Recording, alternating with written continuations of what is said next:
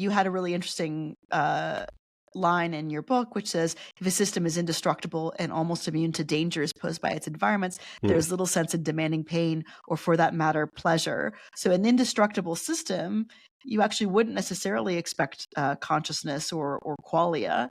And then there's organisms like Antechinus or even octopus.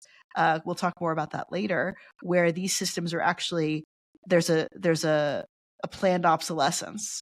And, there's a cost to consciousness, right? It's distracting from normal things that you should do. So if your body's actually meant to fall apart, would there be a pain or suffering equivalent?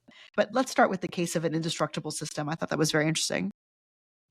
Yeah, I have a quote by Dennett there in the book, and he expressed that very beautifully, that it wouldn't make any functional sense for a system like that to have consciousness. And sometimes some consciousness theorists talk about consciousness as just something that's there when it comes along with these cognitive processes, but doesn't really do anything on its own for the organism. And I think that's a mistake. We need to think really deeply about what the adaptive value of consciousness is for organisms. And if there's this fundamental, perhaps function, this fundamental purpose of providing these animals with a common currency to evaluate dangers versus opportunities, then for an organism that is indestructible, that wouldn't make much sense. Of course, we don't really have organisms that are indestructible. At least in a thought experiment, we can say, look, it wouldn't really be here useful. And it's not purely a thought experiment. We might think about, say, artificial agents, robots, where we could say, look, if we try to construct anything like consciousness in these systems, build consciousness artificially,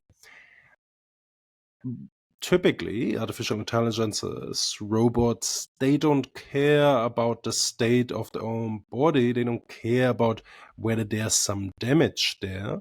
If anything, we would have to program that into the system as something they should care about. And perhaps that is how we could get to something like quasi-sentient robots, say, give them pain.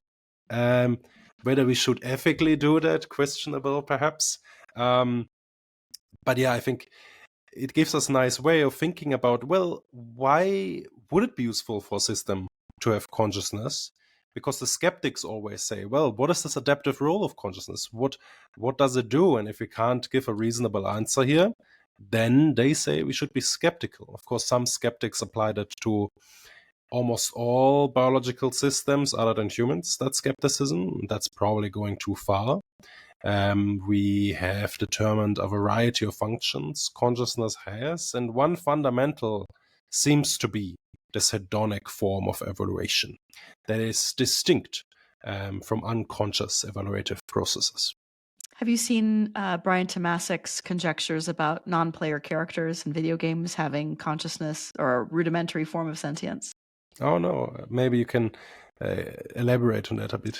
Well, people interview him about this. So Brian Tomasik writes really wonderful articles on reducing suffering. Back when I wrote about this, he wrote the only coherent rebuttal to my conjecture that oysters and mussels are not sentient. And he's also written about certain very rudimentary forms of artificial intelligence, like non-player characters, who also, maybe in aggregate would have some kind of sentience. So, that's one of the only conjectures about current forms of artificial intelligence that people are all familiar with that I've seen that has been put forth. So